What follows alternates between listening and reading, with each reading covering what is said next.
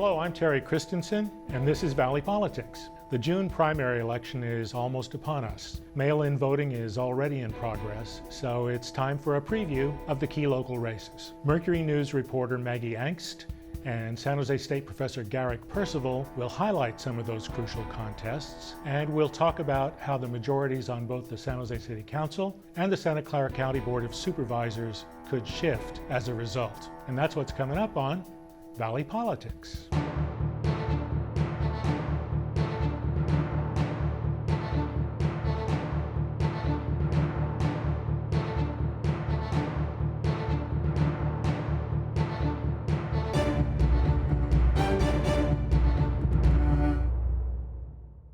Welcome everyone, and welcome Maggie Angst and Garrick Percival. Back together again for another election preview. So Maggie, you're covering the mayor's race for the Mercury News. What are you seeing? What's going on? Yeah, so we've got four top contenders right now. You got Santa Clara County Supervisor Cindy Chavez, who previously served on the city council and was a longtime labor leader. And then you've got Raul Peralez, sitting San Jose City Council member who represents downtown, and he'll term out at the end of this year. And then Dev Davis, who represents West San Jose, Willow Glen, Rose Garden area, and Matt Mahan, who just joined the council back in 2020, represents the Almaden Valley area, and was previously a tech entrepreneur. And how's it playing out? Yeah, so right now the top fundraisers and the top to get endorsements from the major players here are Matt Mahan and Cindy Chavez. Cindy Chavez is endorsed by the South Bay Labor Council, the San Jose Police Officers Association, Democratic Party, on, and it also has some backing from business organizations that we don't typically see, like the 49ers and Carl Gardino. And then Matt Mahan is getting more support from the business organizations and entities, and we're expecting an endorsement from Mayor Sam Liccardo's PAC and some of the companies that he's worked with and whatnot. So do you see those two as the leading contenders, Chavez and Mahan? Yeah, I think so. Right now, they both raised over $800,000, and they've got a bunch of fundraising committees lining up behind them, and so it's making it more difficult for the other candidates because, typically Dev Davis would be seen as a business candidate as well, so fighting with Matt Mahan for support there, and then Raul Peralez would be seen as a labor candidate. Yeah. And they've really haven't gotten much endorsements, and fundraising-wise are lower. This election is going to break all records for campaign spending. $5 million in the primary, maybe total, maybe more than that, because in addition to what the candidates are raising, their political action committees already committing over $1 million and probably more coming in. And just as a reminder, just for two council races in 2020, 4 and 6, $3 million was spent. So that's just for two council races, not the mayor's race. Garrick, what are you seeing in the mayor's race? Yeah, and I think that's right. I mean, over the next few weeks, I'm really going to be looking to see if Peralez can get some separation from Chavez. I mean, I think it's his job to try to press her to find, because it really is, I think, going to come down to, it's difficult to see how both Peralez and Chavez make it to the general. So, in my mind, over the next couple of weeks, we're going to have to see, either it's policy, either it's leadership style. What is it that's going to offer him a chance to get some additional traction that he doesn't seem to be getting right now? And he needs to be more competitive fundraising too to right. stay in. Same for Davis, if they really want to stay in against these two formidable fundraisers that the political action committees are also backing up. One thing we want to note is how the voter demographic has changed over the years from when, for example, Cindy Chavez ran in 2006. That's 18 years ago. It's a while. And the minority, well, there is no majority in San Jose anymore, as you both well know. The voting age population is about 25% Latino and 34% Asian. A lot of that, it's about 37% white. So still whites are the biggest single group and probably have higher voter turnout and probably are more likely to be registered to vote. But I think if it comes down to Chavez and Mahan, what we may see is something very like the 2014 election between Liccardo and Cortese, where Liccardo won the west side, which is proportionally wider in demographics, and Cortese won the east side of town, which is proportionally higher in Latino and Asian population. So it could be that same division, could work a little bit better for Chavez this time around, because I think she has significant Asian and certainly Latino support. But it's going to depend on getting the voters to actually vote. That's the crucial thing. And then for both of them, Mahan needs to reach into the east side to win, and Chavez needs to reach into the west side to win. Or Perales or Davis, because it's not over yet. We don't want to declare it ended. Any other comments on the mayor's race before we move on? I would just point out that it's important to look at this race within the larger context of politics right now. Yeah. And so I think that we're going to see overall a probably depressed turnout among Democrats this cycle. How that carries out down to the local level, we'll have to see. But my guess is it's going to favor Mahan if he does make it to the general. So.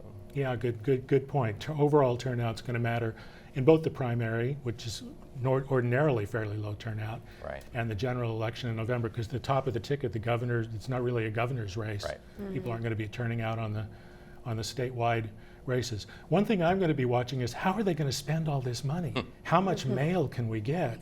What are the other media? Because TV is not a good advertising medium anymore because it's so diffuse. Right. So where is all that money going to go? Do you have any ideas? Are you watching too? Polling consultants, Yeah, flyers, well, yeah. those kinds of things. Good right? point, Garrick. Yeah. Polling and Yes. consultants, yeah, Right. that can eat up a lot Right. of funds. Well, Garrick, what race are you paying closest attention Well, to? I've been watching. I think kind of an overlooked race, but I think an important one is Santa Clara County District Attorney's race. And I think it's important in part because we're having larger conversations not only in California but around the country about the role of district attorneys, the role of prosecutors in dealing with crime and public safety. And in recent years, we've seen a number of more progressive-minded prosecutors get elected, places like Philadelphia, Chicago, LA, San Francisco being some examples. And so this race is the first time that the incumbent Jeffrey Rosen has faced a challenger, and a major challenger in Sajid Khan, who's well-funded, who's really running on a ending mass incarceration, bring greater racial justice to the system. And so I think it's going to be really interesting to see how that plays out, because elsewhere in California, San Francisco and LA, we've both seen progressive prosecutors get elected in recent years, are both now facing recall elections. And as we'll talk about in just a little bit, the kind of rising crime rates in California and elsewhere, how does that affect how voters are viewing that race? So that's one that I'll be watching closely. Mm-hmm. And I know crime is one of the top issues on the campaign trail for the district races and San Jose mayoral races. And a lot of them have talked about working with the DA's office more and the sheriff's office and whatnot to coordinate efforts and make sure that criminals or alleged criminals, don't end up out too soon. And Yeah. so. Yeah, it's coming up at all the candidate forums at all levels, which may mean this is not the greatest year for a progressive candidate to challenge an incumbent. And I guess we should say Jeff Rosen is not exactly right-wing DA. He's Right. pretty progressive Yeah, himself. and he's made some significant reforms, endorsed a number of statewide reforms in recent years. So he's really, I think, trying to sell himself as both a reformer, but also someone who is attuned to voters' concerns about trying to hold police more accountable, but also using police as a way to fight crime. And so he's trying to, I think, take a more balanced approach. At least that's how he says it. And I think the question for voters is, are the systems in the criminal or the problems in the criminal justice system so dire that they feel that major structural reform is the number one priority for them, or a rising crime rates causing people to kind of maybe think again about has reform gone too far, right, in recent years in the state. So I think that's sort of what's on the table, and how voters sort of see that issue. And those two dimensions of this race, I think, is what will tip it. But I think that the favorite is definitely Rosen going in. District attorney incumbents almost always get reelected anyway, so I think certainly he's the favorite, but in a really interesting race nonetheless. Rosen did beat an incumbent when he ran the first Right. time himself. Exactly, right. So it can happen, but it's challenging, and Kana's going to have to raise a lot of money and Yep. find ways to kind of cut through the all the other political messages that are coming out. Exactly. That's hard. That's hard. Always hard for a challenger. Well, let's stick with the county just for a minute, or two or three, because there's a really important race in County District 1, and that's a race that could shift the balance, the political balance on that board. Right now, that seat is occupied. It's South County, Morgan Hill, Gilroy, parts of South San Jose, used to include Almaden and Los Gatos. I'll come back to that in a second.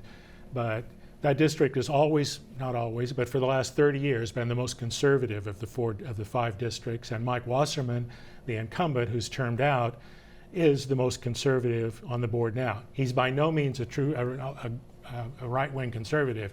He's just a little bit to the right of center. He's a moderate by standards of almost any place else, but more conservative than his colleagues. That seat could fall to a much more progressive candidate, given the field of those who are running and the new nature of the district. That district got redrawn in redistricting, and they took out Almaden and Los Gatos, which are relatively conservative, and it's all relative in Santa Clara County. It's a pretty liberal county, but relatively conservative. Took them out and added more of South San Jose and Evergreen, which includes a much more a bigger proportion of Latino voters and Asian voters. And it's designed really, I think, as a Latino district, or anyway, a more progressive district than it's traditionally been. So then we come to the candidates. We have Johnny Camus, who is a former San Jose City Council member, and he would be the conservative in the race, former Republican, very active, very aggressive campaigner, raised the most money, is out there constantly. But his problem is he lived in the Almaden Valley. He represented the Almaden Valley on the San Jose City Council. His base is the Almaden Valley and maybe Los Gatos, and now they're out. So Camus has had to move into the district and is having to kind of rebuild a base. He could well succeed, but it's a challenge he probably didn't expect until redistricting threw that at him. Then there's another conservative in the race, an actual Republican, Danelle Fedor, who's a nonprofit worker, and there are three progressive candidates. Claudia Rossi, who's a nurse. She's endorsed by the South Bay Labor Council, Democratic Party. She's a member of the county school board, so she's elected, an elected official now. She's second in fundraising. Sylvia Arenas is a San Jose City Council member who's the last to join the race, so she's like a little behind on fundraising. We'll see what the new reports say. She's from the Evergreen Valley. She's got a pretty solid base there. And Rich Constantine is the former mayor. Is he current or former? He's current. He's the current mayor, thank you. Mm-hmm. He's the current mayor of Morgan Hill, and that's a really important base.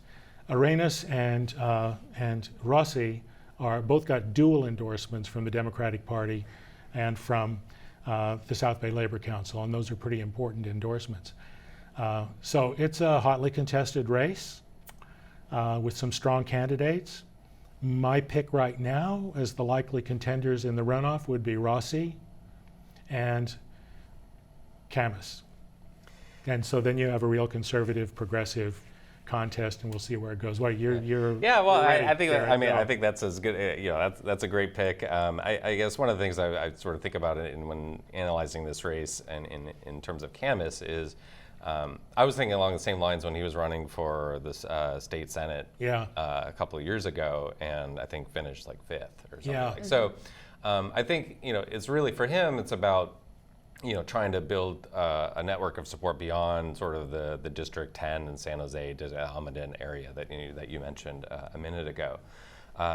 He's got a lot of resources, but a couple of years ago he had a lot of resources as well. So, but I do think it's difficult to see how Arenas, Constantine, Rossi all get through to the general, given the way that the vote will probably split. Yeah. I think Rossi is probably my leading contender to push through. I will be curious to see how Arenas does, but the other point I think about this race is that It has shifted the balance more towards San Jose. I think 2 out of something every 3 voters in this contest will be in the city of San Jose. Yeah.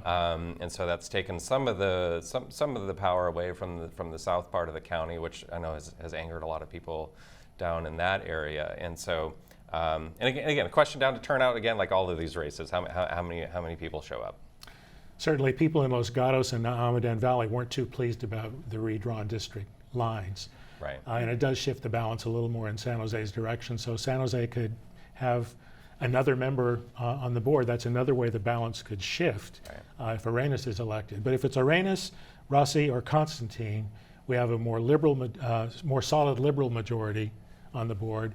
If it's Arenas, if it's Camus, it stays about the same. Right. And it's a fluid majority. When we talk about these splits, we should point out that 95% of the votes are unanimous, and so it's a pretty small range of issues where the splits come up. Maggie, did you want to add anything to the supervisor's race? Yeah, no, I was just thinking the same thing as far as Johnny Camus. He's going to have to, get a bigger base after that move they made him do to get it back into the district. Yeah, so. and that's tough. It did give him a lot of publicity, of course. Yeah, but I was on the phone with him the other day, and he was out knocking on doors. He's out there. Yeah. I think Camus and Rossi particularly are the ones that are most aggressively out knocking on doors, talking to voters. At least that's my impression. I don't live in the district. None of us live in the district. Right. So, okay. But and to Camus's credit, right? He, I think he's leased a condo, right? He had to move out of the into the new district, right? So he's certainly committed to running and is out there, I think doing what you need to do, and that is trying to meet with voters. So. He's busy trying to be visible. He's written a couple op-eds that have been in the Mercury News and in Spotlight, and that's a way to keep yourself out there and visible. Well, so speaking of balance. That takes us to where the balance could really shift in one direction or another, and that's on the San Jose City Council.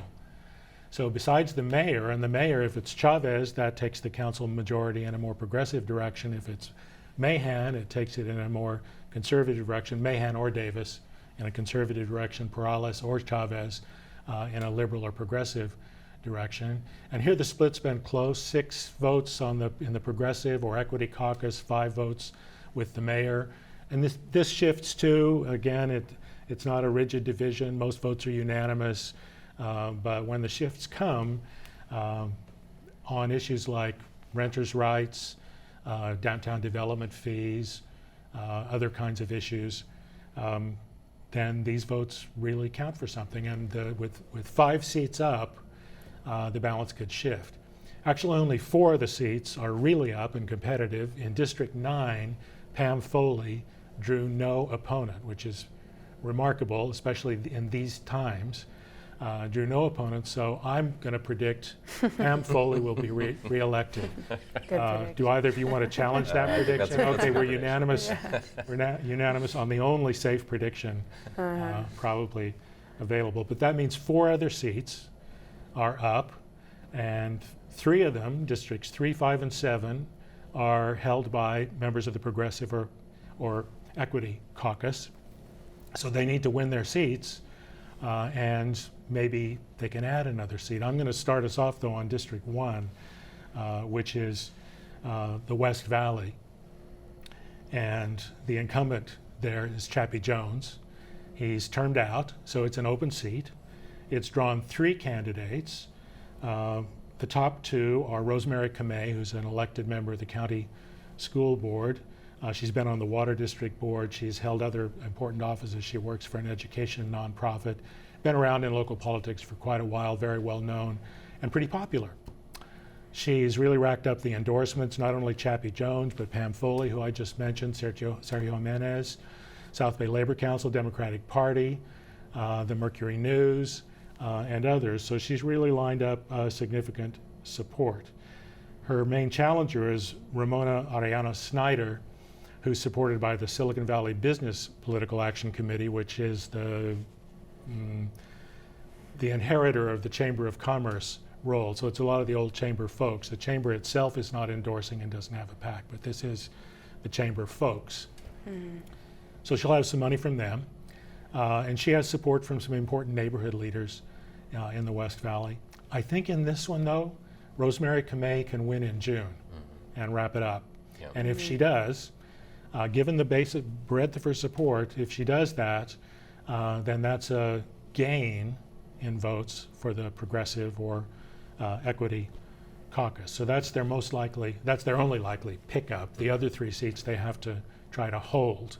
And Garrick, I know you've been looking at Council District 3, so tell us what you're seeing there. That's the downtown district. Yeah, so that's the downtown district. I think one just sort of contextual point, if you will, is thinking about these races in a larger sense. That if you look at turnout in the last couple election cycles in districts 3, 5, 7, we're looking at about 25% of registered voters actually casting ballots in the primary. So, and that works out to be about 10,000 votes. 10, 11,000 votes here, give or take. So we are not talking about a lot of voters who cast ballots. So in my mind, it's really about which candidates can get out in the neighborhoods, find the who's most likely to vote, and persuade them, get them mobilized, whatever it is that they need to do. So with that said, a crowded field again. District 3 has been historically one in which has been a stepping stone to the mayor's race, as Maggie has written about, I think, very, very effectively. Elizabeth Chin Hale is well known, I think, in downtown. She's president of the Downtown Residents Association.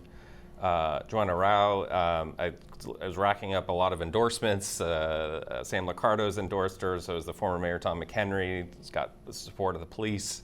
Irene Smith has support of Silicon Valley Business PAC, the chamber that you were just referencing. And then Yvonne Torres and Omar Torres, who are not related, but and Omar Torres, of course, has been around in local politics for a long time, served with Magdalena Carrasco's office in District 5, knows the neighborhoods well, is out there doing, I think, sort of the traditional local politics, knocking on doors, going into small businesses, these kinds of things. So it's going to be a really competitive race. Last couple election cycles, it's been the more progressive candidates that's come out of that district. Yeah. So that's probably what we're going to see here this time around, given the makeup of the electorate in D3. But I think it's going to be a close race. Mm-hmm.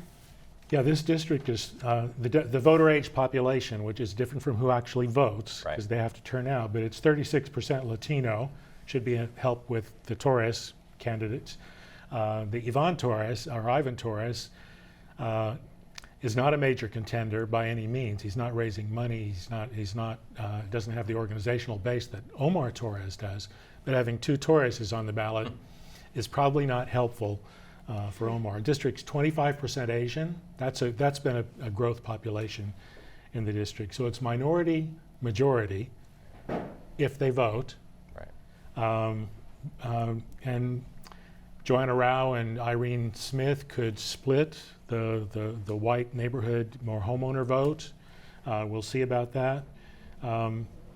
It's the Progressive Caucus needs Torres to win to hold the seat, but I think both Joanna Rao and Irene Smith will be pretty formidable challengers. I guess I'd predict in the end most likely Rao and Torres in a runoff. Well, let's move on to District 5. Maggie, you've written about this. Tell us what's going on in District 5. Yeah, District 5 is another crowded race. We have 5 contenders there. You have Nora Campos, who already served a stint on the city council years ago and then went on to the state senate. She's trying for another run here to replace Magdalena Carrasco, who's the current sitting council member and will term out. In addition to her, you have Rolando Bonilla, who's on the Planning Commission. Mm-hmm. Then you've got Peter Ortiz, who's a school board member on the county school board. And then Andres Quintero, who's also a local school board member. And H.G. Nguyen, who would be able to pick up some of the Asian vote in that district race. So it's going to be competitive. A lot of them have experience in elected office, mostly school district, but they've been voted into their seats before. So you guys might have better predictions on that one than me, but I could see it spanning going to a lot any one of these candidates. And I know the South Bay Labor Council has endorsed 2 split endorsements, Nora Campos and Peter Ortiz, and then also an open endorsement to Andres Quintero, who has support of the Silicon Valley Business PAC. No, Rolando Bonilla. Oh, Rolando Bonilla, yes, yes. That's Rolando. Right. Yeah, this is an interesting one, and I think it's kind of all over the place. The district is now 37% Asian in its voting age population, which could, there's a potential there for HG Nguyen, but I'm not sure she's pulling together the campaign that can pick it up. The others, almost anybody who wins is going to be part of the Progressive Caucus, I think. Some a little more than others, maybe. Garrick, your insights? No, I think that's right. This race is it's tough to predict. Of course, you have Campos, who's in the race for she was in office for a long time before she went up to the state level. So yeah, I don't have a clear front runner in this, but if recent past is a guide, it's going to be close and people really fighting it out over not a lot of votes in District 5. Maybe 7,000 or 8,000. Yeah, it could be really close. It could be within a couple hundred votes. And I think this comes down to your earlier point. Who's actually out there getting people to vote? Right. Yep. Going door to door right now, and then doing get out the vote when the time comes, when the ballots come out on May 9th, which is soon. Well, we only have a minute left. I'm just going to mention District 7 because that's another important one for the Progressive or Equity Caucus. Maya Esparza is the incumbent. I think she's got a pretty good shot at winning it, maybe winning it in June. But she's got 2 Vietnamese challengers, and it's a heavily Vietnamese district. If they can turn their vote out and concentrate it, then one of them can get into the runoff. They need to hold her under 50%. One of them can get into the runoff. I'm going to ask you each for a last word. My last word on this race is it's the Zoom election. More people are going to see candidates this time around at candidate forums than in any election in the past because of Zoom. So a lot of people are watching. A quick word, Maggie? Yeah, there's a lot of chance for change here too. At an exciting time for San Jose, we got BART, we've got the big Deer Down project in Google. So yeah, there just could be a lot of changes here. Seconds left, Garrick. Yeah, District 7 is really, I think, an interesting one to watch. I think it's really going to be affected by the redistricting that's happened this time around, increasing the Asian American vote there. So that'll be interesting to see how that plays out. That's our time. Thank you both, Garrick Percival, Maggie Angst. Thanks for being with us again. Thank you. We'll be back next month with an all-new show. Meanwhile, you can follow us on Facebook, and you can catch up on all our previous shows on our website at createtvsj.org or on YouTube by searching for CreateTV San Jose. Now, before we go, we must sadly note that local journalism legend Phil Traunstein passed away last month. So we'd like to take a moment to remember Phil with a short excerpt from our 2018 interview with him. You can see the full interview by going to CreateTV San Jose on YouTube and scrolling down to the Valley Politics History interviews. But for now, here's Phil. Because when I left San Jose, the Mercury News was really kind of a trash newspaper. It wasn't covering the city, wasn't covering the state. It really was a lousy newspaper run by old Joe Ritter.